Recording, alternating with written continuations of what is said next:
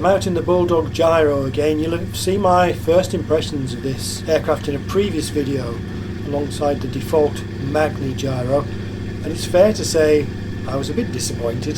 This is such a beautiful model, it's kind of tragic that it doesn't fly better. But we'll persist and maybe it can redeem itself.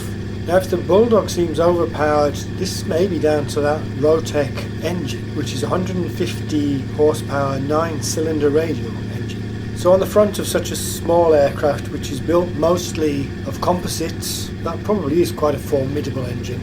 You'll notice, by the way, that the rocker covers spell Rotec with a K, which is presumably to avoid infringing Rotec's trademark.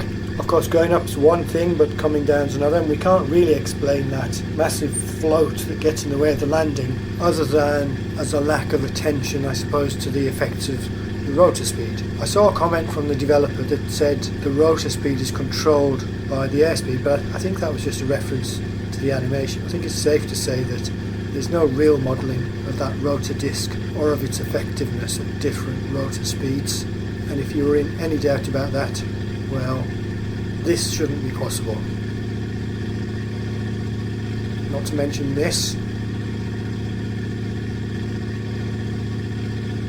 So what else to say about this model? You can fly it with a GPS. It doesn't appear in the main cockpit. It actually replaces the gauges in the front cockpit, so you have to scoot forwards to see it, but it is kind of handy for navigating.